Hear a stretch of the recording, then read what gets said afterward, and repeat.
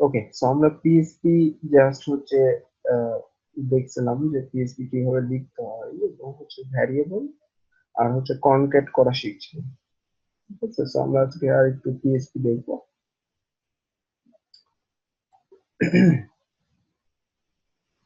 গলাটা যদি একটু ভাঙা, তো একটু কষ্ট করে বোঝার ট্রাই করবেন। আচ্ছা, সো আমরা আজকে যেটা দেখবো সেটা হচ্ছে ফার্স্টে যেটা দেখবো সেটা হচ্ছে ডাটা টাইপ। ডাটা টাইপ, ওকে। আচ্ছা, এখন মনে করতে পারেন যে ডাটা টাইপটা আসলে কি। সো মেনলি আমরা যেটা করছিলাম একটু আগে, যে সাপোজ এরকম ডলারে, তারপর এরকম 5 লিখছি, বা মনে করেন আমি ডলার বি ইকুয়াল টু, তখন কিন্তু এভাবে কোটেশন দিয়ে সাপোজ একটা নাম লিখতেছি। ঠিক আছে, তারপর মনে করেন সামথিং।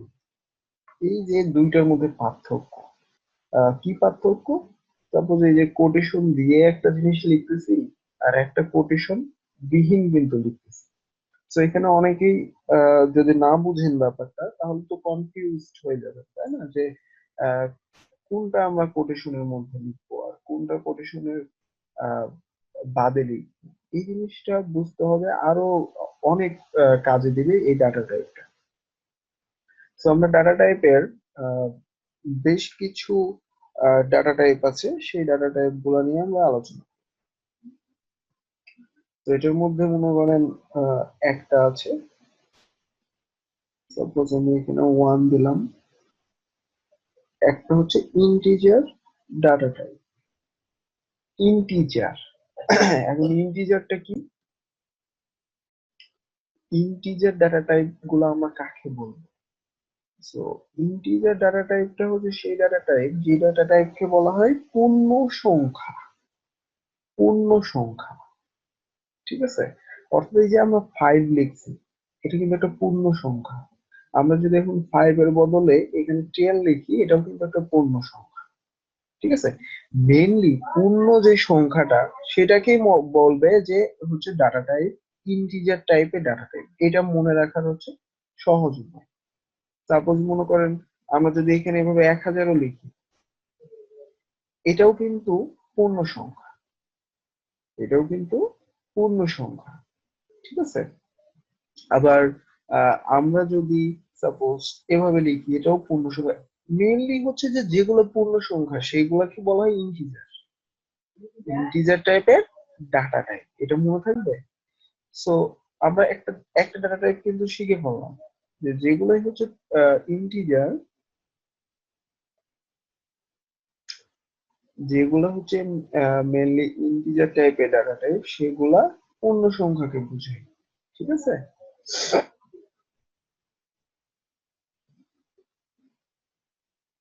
প্যাকেট লস কি? বুঝলাম না, কি বলতেছে?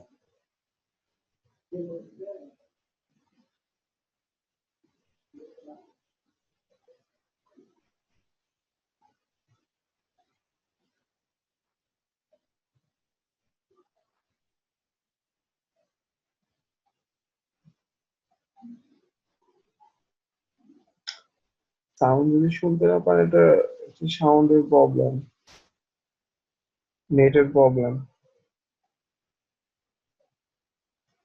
আচ্ছা দেখেন, তো মেইনলি এটাকে বলা হয় কি? পূর্ণ সংখ্যা। আমরা শিখলাম ইন্টিজার টাইপের ডাটা টাইপ, ঠিক আছে, এটাকে পূর্ণ সংখ্যা বলবো। আচ্ছা, কিন্তু এবার যদি আমরা সাপোজ কোনো একটা সংখ্যা, সাপোজ 5 লিখলাম, বাট এটার পরে যদি আমরা ডট দিই, ডট দিয়ে যদি কোনো একটা কিছু লিখি, ডট দিয়ে যদি কোনো একটা কিছু লিখি, তখনই কিন্তু এটা আর এখন পূর্ণ সংখ্যা না। ঠিক আছে, এটা এখন কিন্তু আমাদের পূর্ণ সংখ্যা বলবে না। সো এটা কিন্তু আর এখন ইন্টিজার টাইপের ডাটা টাইপ হবে না, এটা হয়ে যাবে কি? ফ্লোট টাইপের ডাটা টাইপ। অর্থাৎ আমরা এখানে এবার লিখি ফ্লোট, এটাকে বলবো ফ্লোট টাইপের ডাটা টাইপ, যেটা ডটের পরে একটা সংখ্যা থাকে। যে সংখ্যা ডটের পরে একটা সংখ্যা থাকে, সেটাকে কি বলা হয়? ফ্লোট টাইপের ডাটা টাইপ। ঠিক আছে। তো আমরা যেটাই বুঝবো যে ডটের পরে মাত্র একটা সংখ্যা আছে, তাহলে সেটাই কি হবে, এই ডাটা টাইপ হবে। তো আমরা যদি এখানে আরো দু তিনটা এভাবে সংখ্যা দিয়ে দিই, তাহলে কি এবার এটা ফ্লোট হবে? এটা হয়ে যাবে তখন ডাবল, এটা হয়ে যাবে তখন ডাবল, ডাবল টাইপের ডাটা টাইপ। ঠিক আছে। সো এই যে ডটের পরে একটার বেশি যখন সংখ্যা থাকবে, তখনই এটা ডাবল হয়ে যাবে। ব্যাপারটা হচ্ছে এরকম। সব মনে রাখার সহজ উপায় হচ্ছে এগুলা, যেগুলো আমি বলতেছি, যেগুলো পূর্ণ সংখ্যা সেটা হবে ইন্টিজার, যেটা ডটের পর মাত্র একটা থাকবে সেটা হবে ফ্লোট, যেটা ডটের পরে একের অধিক হবে অর্থাৎ একটার বেশি হবে তখন হয়ে যাবে সেটা ডাবল। ঠিক আছে। তো তিন রকমের ডাটা টাইপ কিন্তু আমরা অলরেডি শিখে ফেললাম। তো এইভাবে আপনি কিন্তু বুঝতে পারবেন যে এখানে আমরা যে সংখ্যাটা লিখবো এটা কোন টাইপের ডাটা। ঠিক আছে। এখন আমরা আসি এই যে এই টাইপের ডাটা টাইপ, এটা কি আসলে? এটা মেনলি হচ্ছে স্ট্রিং টাইপের ডাটা টাইপ। এটাকে বলা হয় স্ট্রিং, অর্থাৎ যার মধ্যে এ থেকে জেড পর্যন্ত সব লেখা থাকে, এ থেকে জেড পর্যন্ত থাকবে, এর মধ্যে থাকবে আর কি। এ থেকে জেডই যে একদম হবে এটা না, মানে এর মধ্যে যে কোনো ক্যারেক্টার হতে পারে, তখনই আমরা সেটাকে বলবো স্ট্রিং টাইপের ডাটা টাইপ। তো আমরা এখানে লিখে দিচ্ছি স্ট্রিং। ওকে, এটা হচ্ছে স্ট্রিং টাইপের ডাটা টাইপ এটাকে বলা হয়। আর এই স্ট্রিং টাইপেরই যখন ডাটা টাইপ হবে, অর্থাৎ যখন কোনো একটা কিছু লেখা হবে, ধরেন নাম লিখলেন, এটাও কিন্তু এখন স্ট্রিং হয়ে যাচ্ছে, কারণ এর মধ্যে এ থেকে জেড পর্যন্ত ক্যারেক্টার আছে। সো আমরা যেগুলা স্ট্রিং টাইপের ডাটা টাইপ হবে সেগুলো অলওয়েজ আমাদের কোটেশনের ভিতরে লিখতে হবে। এটাই হচ্ছে মনে রাখার সহজ বিষয়। যেগুলো আমাদের স্ট্রিং হবে সেগুলা কোটেশনের ভিতরে লিখতে হবে, এই ডাবল কোটেশন বা হচ্ছে সিঙ্গেল কোটেশনের ভিতরে হবে। ঠিক আছে। তো এটা হচ্ছে স্ট্রিং টাইপের ডাটা টাইপ। তো এখানে আরো বেশ কিছু ডাটা টাইপ আছে, এগুলোর বাইরেও আরো বেশ কিছু ডাটা টাইপ আছে, যেরকম হচ্ছে অ্যারে, তারপরে হচ্ছে অবজেক্ট। হ্যাঁ। তো এগুলো আমরা একটু পরে দেখবো, ওগুলা যখন আমরা অ্যারে শিখবো, যখন অবজেক্ট শিখবো তখন ওগুলো। আপাতত এই কয়েকটা মনে রাখলেই আপনার কাজ হয়ে যাবে যে কোনটা কিভাবে লিখতে হয়। তো আমরা এখানে শিখলাম যে যেইটা মেন স্ট্রিং টাইপের ডাটা টাইপ হবে সেটা আমরা কোটেশনের মধ্যে লিখবো। স্ট্রিং মানে কি এখন? স্ট্রিং মানে আসলে স্ট্রিং যেটা কি বলবে সেটা কি মনে করবেন যে কোন একটা নাম হতে পারে, মানে এ থেকে জেড, এ থেকে জেড পর্যন্ত এই ক্যারেক্টার গুলো ওর মধ্যে থাকে, এটা কি মেনলি স্ট্রিং বোঝানো। ঠিক আছে, টেক্সট টাইপ, হ্যাঁ টেক্সট টাইপ। সো আমরা এই কয়েকটা ডাটা টাইপ সম্পর্কে আলোচনা করব। তো এখন আপনারা কিন্তু ইজিলি বুঝতে পারবেন যে মনে করেন আমি এখন এই জায়গায় একটা ভ্যারিয়েবল নিচ্ছি, সাপোজ নাম, এরকম নিলাম, হ্যাঁ। এখন এখানে আমি 45 দিলাম, এখন আপনারা কিন্তু ইজিলি বুঝতে পারবেন যে এটা এবার কোন টাইপের ডাটা টাইপ। এটা কি পূর্ণ সংখ্যা, তো এটা ইন্টিজার টাইপের ডাটা টাইপ। কিন্তু যখন আমরা এটার মধ্যে ডট দিয়ে যে কোনো একটা সংখ্যা লিখবো তখন এটা ফ্লোট হয়ে যাবে, বা যখন এর মধ্যে আরো আমরা বেশ কিছু দিব তখন এটা ডাবল হয়ে যাবে, বা যখন এর মধ্যে আমরা কোনো একটা টেক্সট টাইপ বা কোনো একটা এ থেকে জেড পর্যন্ত লিখবো তখন এটা কি স্ট্রিং। সো আমরা এইগুলা চেক করার জন্য একটা ফাংশন আছে। সাপোজ আমি এগুলো মুখে বললাম, মনে করেন এখন আমি চেক করতে চাচ্ছি যে এগুলো আসলে কি টাইপের ডাটা টাইপ আমি দেখতে চাচ্ছি, আমরা দেখতে চাচ্ছি। সো এটার জন্য একটা ফাংশন আছে, নাম হচ্ছে var ডাম। var ডাম, এই ফাংশনের মধ্যে আপনি যদি এবার এটাকে ঢুকাই দেন, ঢুকাই দিয়ে আমি যদি এবার জাস্ট এতটুকু লিখি, তাহলে সে এটা তো আউটপুটে শো করাবেই, সাথে আপনার ওখানে লিখে দিবে যে এটা কি টাইপের ডাটা টাইপ। দেখেন আমি রান করতেছি এবার, জাস্ট এবার আমি যদি এখানে রিলোড দিই, এই যে দেখেন ওই 45 লেখাটা কিন্তু এটা আমাদের আউটপুট, কিন্তু এটা আমাদের ডাটা টাইপের নাম। তো এটা কি বলতেছে? ফ্লোট।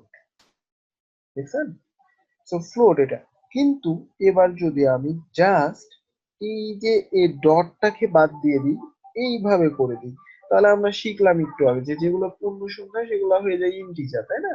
তো এবার দেখেন আপনি আউটপুটে কি শো করে। নোট দেন, এই যে আইএনটি, এটার মানেই হচ্ছে ইন্টিজার। আইএনটি মানেই হচ্ছে ইন্টিজার, এবং এটা কিন্তু আউটপুটে দেখা যায়।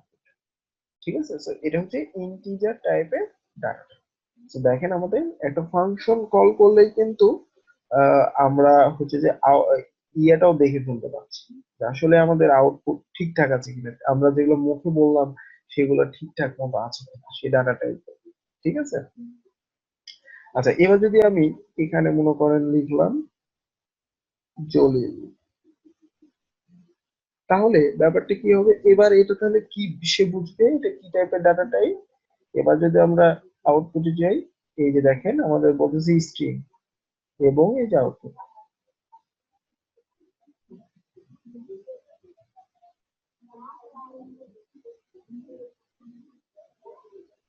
ঠিক আছে। সো আমার মনে হয় বুঝতে পারছি। সো যদি কনফিউশন থাকে যে আমি বুঝি নাই যে কোনটা কোন টাইপের ডাটা টাইপ, তো আপনারা চাইলে যে এই ফাংশনটা অ্যাপ্লাই করেও বুঝে নিতে পারেন যে কোনটা কি ডাটা টাইপ। এভাবে আপনাকে ডাটা টাইপ সম্পর্কে অবশ্যই ভালো ধারণা থাকতে হবে ডাটা টাইপ সম্পর্কে, তাহলে আপনি কাজগুলা করতে পারবেন।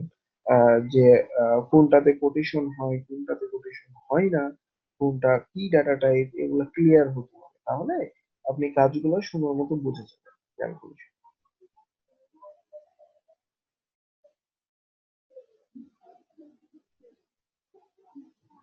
ঠিক আছে। তো ডাটা টাইপ গুলা ভালো মতো প্র্যাকটিস করতে হবে। ঠিক আছে। আচ্ছা, এবার আমরা বেশ কিছু স্ট্রিং সম্পর্কে জানবো, স্ট্রিং এর ফাংশন সম্পর্কে। স্ট্রিং এর ফাংশন, দেখেন মজার জিনিস হচ্ছে যে আপনি এখন চাচ্ছেন যে এখানে কোনো একটা কিছু লেখা থাকুক, এখানে কোনো একটা কিছু লেখা থাকুক, সেগুলা কয়টা ক্যারেক্টার সেগুলো আপনি বের করুন, এগুলা কয়টা ক্যারেক্টার সেগুলো বের করুন। সেই জন্য পিএইচপি তে একটা ফাংশন আছে সুন্দর মতো, জাস্ট অ্যাপ্লাই করলেই আপনার বলে দিবে এর মধ্যে কয়টা ক্যারেক্টার আছে। সো ফাংশনটার নাম হচ্ছে str len। str len, just এর মধ্যে আমি ওই ভ্যারিয়েবলটা দিয়ে দিলাম যার মধ্যে আউটপুটটা রাখছি, তাই না? এবার এটাকে আমি ইকো করছি। এবার জাস্ট যদি আমি রিলোড দিই, দেখেন আমাদের আউটপুট কিন্তু 5 আসছে। কেন? কারণ হচ্ছে এইখানে দেখেন 5টা ক্যারেক্টার আছে, অর্থাৎ JOLIL। এবার যদি আপনি এখানে মনে করেন এটা চেঞ্জ করতাম সামথিং, আমি এবার এই কথাটা লিখতেছি, তাহলে এবার এর মধ্যে কয়টা ক্যারেক্টার হচ্ছে? অনেক বেশি, তাই না? আমাদের এটাই বের করে দিবে এখানে যে কয়টা, এখানে যে 9টা। দেখছেন? তো অনেক মজার ফাংশন এটা, অনেক কাজে লাগে এটা, অনেক কাজে। যদি বলেন যে কি কাজে আমি উদাহরণ দিতে পারি, সেটা হচ্ছে সাপোজ কোন একটা ওয়েবসাইটে দেখবেন যে কিছু কিছু ওয়েবসাইটে অ্যাকাউন্ট করার সময় আমাদের কাজে লাগে যে পাসওয়ার্ড আপনি দিতেছেন, কোন কোন সাইটে দেখবেন যে 8টা ক্যারেক্টারের নিচে কিন্তু পাসওয়ার্ড আপনার নিবে না, বলবে যে 8টা ক্যারেক্টারের বেশি দেন। তখন আপনি যে কয়টা পাসওয়ার্ড দিচ্ছেন সে কিভাবে জানতে পারছে? এই ফাংশনটার মাধ্যমে আপনি কয়টা পাসওয়ার্ড দিচ্ছেন সে কিন্তু এই ফাংশনের মাধ্যমে গণনা করে দিচ্ছে আপনাকে, দিয়ে এখানে একটা জাস্ট কন্ডিশন দিয়ে দিচ্ছে যে এটা 8 ক্যারেক্টারের বেশি না পাসওয়ার্ডটা আপনার। ঠিক আছে, ব্যাপারটা হচ্ছে এরকম। সেই ফাংশনটা আমাদের অনেক অনেক কাজে লাগবে। আমরা পরবর্তীতে এইভাবে ফাংশন যে বানাচ্ছি, যে কাজ যে হয়ে যাচ্ছে, এই ফাংশন গুলা নিজেরাই আমরা তৈরি করতে পারবো, এটাও শিখবো। এই ফাংশনটা আমরা নিজেরাই যেন তৈরি করতে পারি, এরকম আরো নতুন নতুন ফাংশন এরকম আমরা শিখবো। বাট তার আগে কিছু পিএইচপির এক্সিস্টিং কিছু ফাংশন আছে যেগুলো আমাদের লাগবে, কাজ কাজের জন্য যেগুলো আমাদের লাগবে সেগুলো আমরা ইউজ করবো। এই জন্য এগুলো আমরা শিখবো, ঠিক আছে। সো ফার্স্টে আমি ডাটা টাইপ নিয়ে কনসেপ্ট ক্লিয়ার করছি।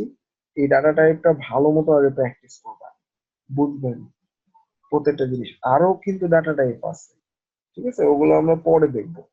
আচ্ছা, এখন আমরা একটা ফাংশন দেখলাম। এবার আমি মনে করেন এখানে ক্যারেক্টার সে দেখাচ্ছে আমাকে এসটিআর। আচ্ছা, সো এখানে আমি সাপোজ কিছু এভাবে লিখে দিতে পারি যে এটা হচ্ছে টেক্সট কাউন্ট। সাপোজ আমি এখানে এভাবে বলতে পারি টেক্সট কাউন্ট। ওকে, তো এবার যদি রিলোড দিই, এই যে টেক্সট কাউন্ট কথাটা আসতেছে 9। ওকে, সমস্যা নেই।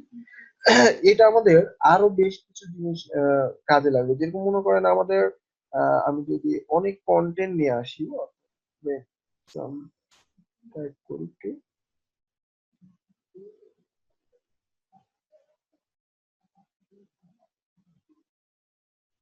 এই যে আমরা যদি মনে করি যে এই কন্টেন্ট গুলা মনে করেন এখানে কতগুলা টেক্সট আছে, মানে ক্যারেক্টার আছে এক একটা, এগুলো সবই বের করতে চাই, তাহলে আমাদের অনেক কষ্ট হয়ে যাবে না গুনতে। এই যে দেখেন কত টেক্সট। জাস্ট আমি এবার কি করলাম, এই ভ্যারিয়েবল এর মধ্যে দিয়ে দিলাম। এবার জাস্ট আমি strlen ফাংশনের মধ্যে ভ্যারিয়েবলটাকে দিয়ে দিলাম, সে অটোমেটিক্যালি বের করে দিবে যে আপনার কতগুলা টেক্সট এর মধ্যে আছে। রিলোড দেন, দেখেন 537। দেখছেন, 537। অনেক মজার একটা জিনিস, অনেক কাজে লাগবে।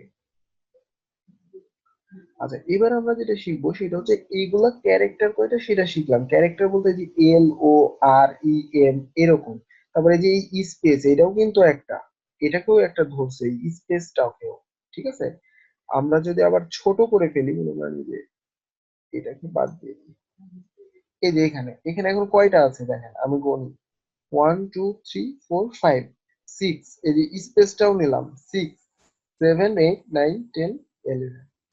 সো আমি যদি এবার সেভ করে আউটপুটে যাই 11, দেখছেন তার মানে কি, সে স্পেস কিন্তু কাউন্ট করতেছে। তো স্পেসও সে কাউন্ট করে। ওকে, তো এটা বোঝানোর জন্য জাস্ট আমি আবার করলাম। আচ্ছা, এবার আমরা শিখবো আরেকটা ফাংশন যেটার মাধ্যমে আমরা ওয়ার্ড কাউন্ট করতে পারবো। ওয়ার্ড, অর্থাৎ এই যে এটা একটা ওয়ার্ড, এটা একটা ওয়ার্ড, এটা একটা ওয়ার্ড, এটা একটা ওয়ার্ড, এরকম ওয়ার্ড যতগুলা ওয়ার্ড থাকবে আমাদের সবগুলা কাউন্ট করতে পারবো। তো আমি এটা করার জন্য একটু নিচেই করি, হ্যাঁ। নিচে করার জন্য আমি একটু বিয়ার আগে দিয়ে নেবো, জাস্ট। এবার এখানে ইকো করলাম। সো এখানে আমি এবার লিখে দিচ্ছি ওয়ার্ড কাউন্ট।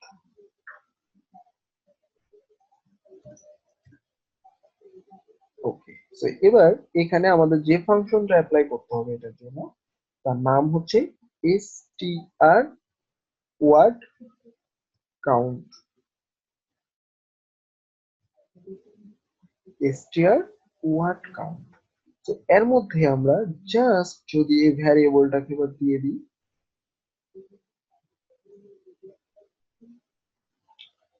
তাহলে এবার আমাদের ওয়ার্ড কাউন্ট করে দেখা যাবে। সো রিলোড দেন, এই যে দেখেন টোটাল ওয়ার্ড হচ্ছে 91টা।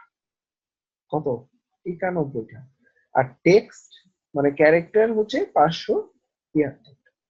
দেখেন, সো আমরা যদি কনফিউশনে থাকি, আমি সাপোজ হচ্ছে এখানে মাত্র দুইটা দিলাম, এবার দুইটা। সো আমরা বুঝতে পারছি এখানে দুইটা ওয়ার্ড আছে, এই লোরেন আর ইপসন। আর আমরা এর আগে গণলামও শুদ্ধে, এটার ক্যারেক্টার কয়টা আছে, 11টা, তাই না? তো এবার দেখেন আউটপুটে কি আসে, 2 আর 11 আসে কিনা। ওয়ার্ড দুইটা, টেক্সট কাউন্ট মানে ক্যারেক্টার কাউন্ট হচ্ছে 11। বুঝে গেছে? বুঝে গেছে? তো আমাদের এগুলা মনে রাখতে হবে। এটাতে জাস্ট ওয়ার্ড কাউন্ট করবে, এই ফাংশনটাতে জাস্ট ওয়ার্ড কাউন্ট করবে। ঠিক আছে, আরো বেশ কিছু ফাংশন আছে। আমরা যদি W3 স্কুলস এ যাই, দেন দেখতে পারবো ওখানে যেগুলো আপনার লাগবে কাজের ক্ষেত্রে। সামনে যখন সফটওয়্যার কোনো একটা বানাবেন, এগুলো আপনার ক্যালকুলেশন করার জন্য লাগবে। যেমন মনে করেন মাইক্রোসফট ওয়ার্ড আমরা ইউজ করছিলাম, তাই না? সেখানে কিন্তু সার্চ রিপ্লেস করার অনেক অপশন থাকে। যেমন আমরা এই যে যে সফটওয়্যারটা এখন ইউজ করতেছি এডিটর, এটারও কিন্তু এরকম অপশন আছে। আমরা কোন একটা সার্চ করতে পারবো, তারপর রিপ্লেস করে ফেলতে পারবো, তাই না? তো ওই রকম কাজ করার জন্য কিন্তু ওয়ার্ডপ্রেসের ফাংশন, আমরা এই ওয়ার্ডপ্রেসে কেন বলছি, পিএসপি ফাংশন। সো আমরা ওটাও শিখবো একটু পরে। তাহলে দেখবেন যে আপনি ওটা দিয়ে কিন্তু এরকম ধরনের কাজগুলো করতে। আচ্ছা, সো এবার আমরা এখান থেকে যদি পিএসপি তে যাই,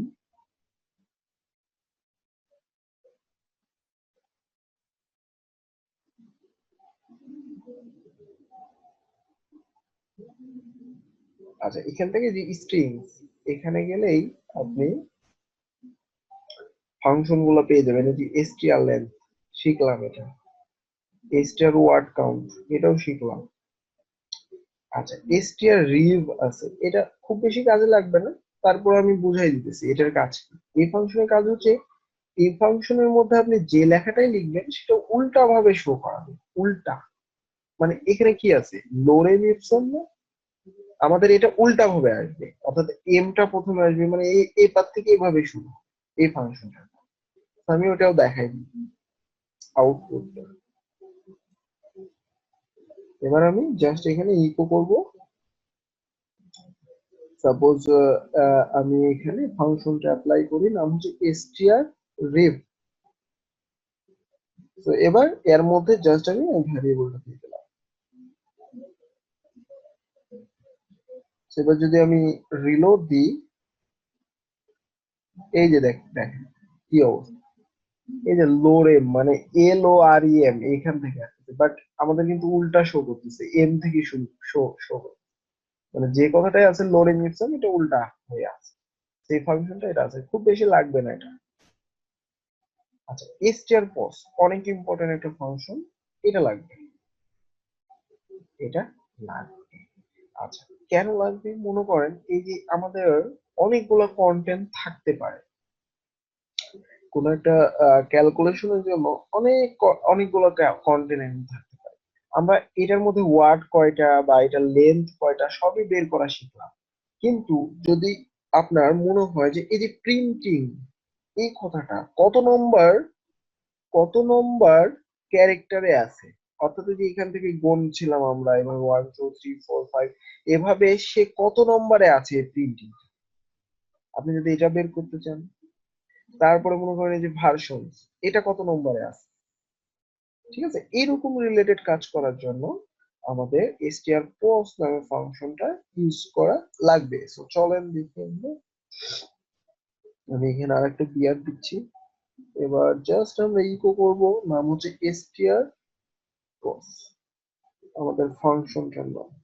তো এটাকে জাস্ট আমরা এটার আবার এক এই যে আমরা যে এর আগে দেখলাম যে নাম এই যে দিলাম, এগুলাকে বলা হয় প্যারামিটার। হ্যাঁ, এগুলার কিন্তু একটাই প্যারামিটার ছিল, একটাই মানে একটাই ইউজ করছি, কিন্তু এটার মধ্যে দুইটা প্যারামিটার ইউজ করতে হবে, দুইটা। অর্থাৎ আমরা এখানে প্রথমে দিব যেটা, সেটা হচ্ছে যে কার মধ্যে থেকে খুঁজবে, দ্বিতীয়ত কাকে খুঁজবে, কার মধ্যে থেকে খুঁজবে, দ্বিতীয়ত কাকে খুঁজবে। সো আমরা এটা যদি দেখতে চাই, দেখেন কার মধ্যে থেকে খুঁজবে, এই যে এই ভ্যারিয়েবলের মধ্যে থেকে খুঁজবে। সো এই ভ্যারিয়েবলটা দিয়ে দিলাম, অর্থাৎ এর মধ্যেই তো এগুলো আছে। এবার আমি জাস্ট এখানে একটু কমা দিলাম। এবার বলবো যে কোনটাকে খুঁজবে, কোনটার পজিশনটা সে জানতে চাচ্ছে। অর্থাৎ আমি যদি এবার বলে দিই যে প্রিন্টিং, এখানে জাস্ট বলে দিই প্রিন্টিং, তো প্রিন্টিংটা কত নম্বরে আছে এবার সে আমাদের দেখে। তো এবার যদি আমি রিলোড দিই,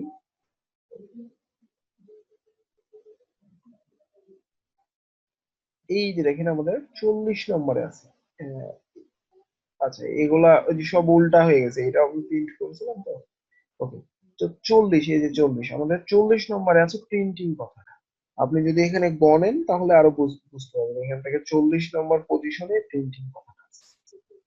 ঠিক আছে, আপনি যদি এখানে করবেন সফটওয়্যার বা এই যে আমরা ইজ কথাটা যদি দিই এখন, তাহলে আরো ক্লিয়ার হয়ে যাবো যে এই যে এতদূর পর্যন্ত আমরা 11টা গণেছিলাম তাই না, 11টা, আর এখানে একটা স্পেস আছে, তাহলে 12।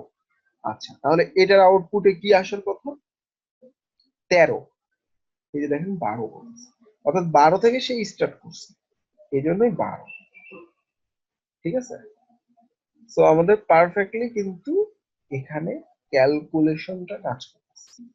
ওকে, মানে এটা 12 থেকে আছে, 12র স্পেস আছে কিন্তু ওখান থেকে শুরু হয়েছে, এই জন্য 12টা আউটপুট দেখাচ্ছে। ওকে, তো এরকম কাজ করার জন্য আমরা এই ফাংশনটি ইউজ করবো, নাম হচ্ছে str box। আচ্ছা, আরেকটা এবার ইম্পর্টেন্ট ফাংশন আছে যেটার মাধ্যমে আমরা সার্চ এবং রিপ্লেস করতে পারবো, এই যে নাম হচ্ছে str replace। str replace এটার নাম। তো এটার মধ্যে আবার তিনটা প্যারামিটার, তিনটা, কারণ আপনি সার্চ করবেন, আবার কোন একটা লেখাকে রিপ্লেস করবেন সেটা দেখাই দিতে হবে, আবার রিপ্লেস যে করবেন সেটা হচ্ছে কি দিবেন, মানে কোনটার বদলে কি দিবেন সেটা একটা দিতে হবে। তো তিনটা আমাদের এখানে হচ্ছে str replace এর মধ্যে। ওকে,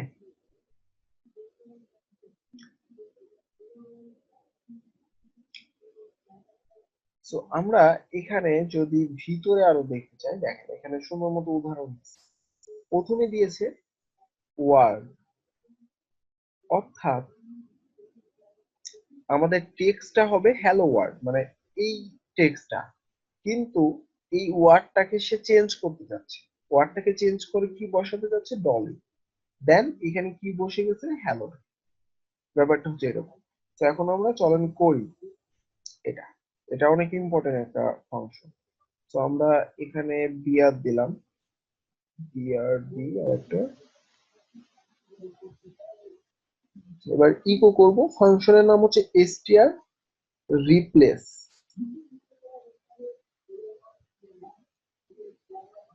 আচ্ছা, প্রথম প্যারামিটারে আমাদের যেটা দিতে হবে সেটা হচ্ছে এখান থেকে খুঁজেন যে আপনি কোনটাকে রিপ্লেস করতে চাচ্ছেন, কোনটাকে রিপ্লেস করতে চাচ্ছেন। তো এখানে মনে করেন এই যে ডামি কথাটা লেখা আছে না, এই ডামি কথাটা আমরা রিপ্লেস করতে চাচ্ছি, এই ডামিটাকে রিপ্লেস করে আমাদের ইচ্ছে মতো কথা বসাই দিতে পারবো। তো এই ডামিটাকে দিব প্রথম প্যারামিটারে, অর্থাৎ কোনটাকে রিপ্লেস করতে চাচ্ছি সেটা।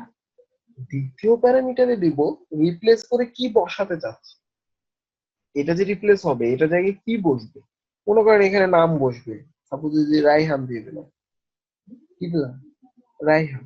সো এটা হয়ে গেল। এবার থার্ড প্যারামিটারে যেটা দিতে হবে কোত্থেকে, অর্থাৎ এই যে ভ্যারিয়েবল থেকে, এই ভ্যারিয়েবলের মধ্যে তো সব আছে তাই না, তো এই ভ্যারিয়েবল থেকে, বাস হয়ে গেছে।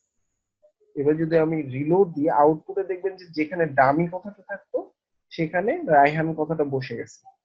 দেখেন, লোরেম ইপসম ইজ সিম্পল, এই যে রাইহান, এখানে কিন্তু ডামি টেক্সট ছিল তাই না, এখানে ডামি টেক্সট ছিল না, এখানে বসে গেছে, রিপ্লেস হয়ে গেছে, রাইহান কথাটা বসে গেছে, বুঝছেন? তারপর মনে করেন যে লোরেন, এই কথাটাকে এখন আপনি চেঞ্জ করতে চাচ্ছেন, লোরেনের জায়গায় অন্য কিছু বসাতে চাচ্ছেন, সামথিং সাপোজ।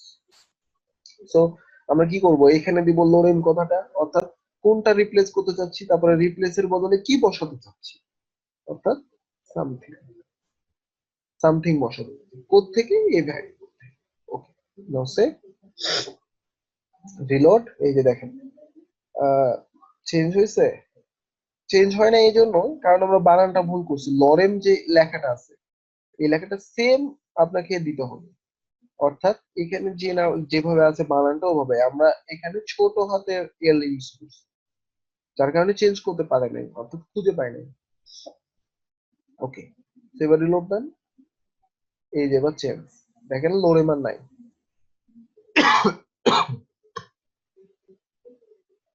লোরেমের বদলে কি সামথিং কথাটা বসে গেছে। ইভেন এখানে যত জায়গায় ছিল তত জায়গায় চেঞ্জ হয়ে গেছে।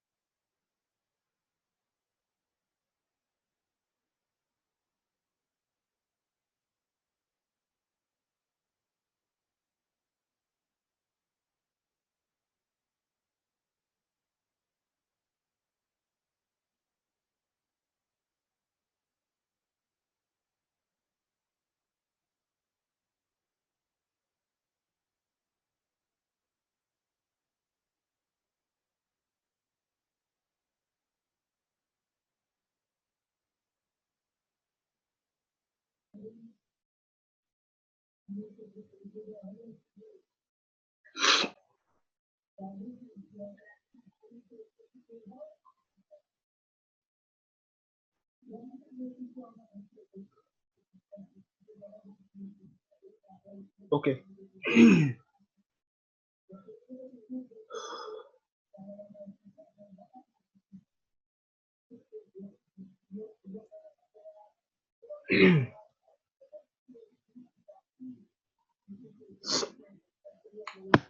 So এগুলো একটু প্র্যাকটিস করতে হবে, হ্যাঁ।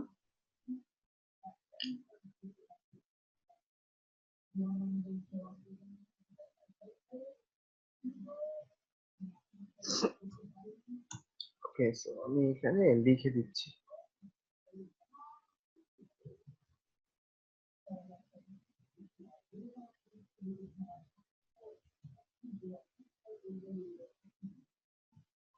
স্ট্রিং ফাংশন আমরা কি কি দেখলাম?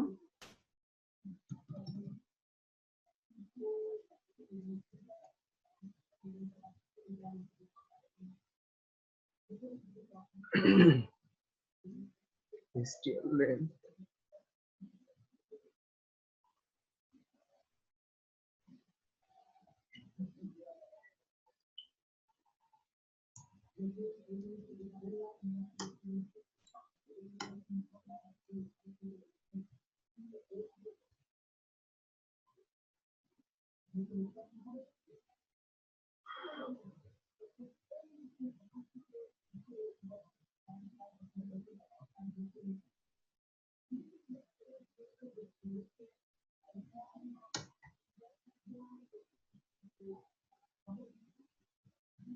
ওকে, তো এই কয়েকটা আমরা দেখলাম পিএসপি।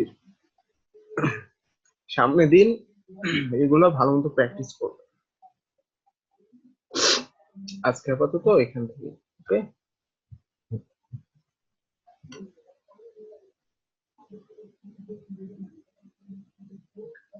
বিশেষ করে ডাটা টাইপটা ভালো মতো করবে,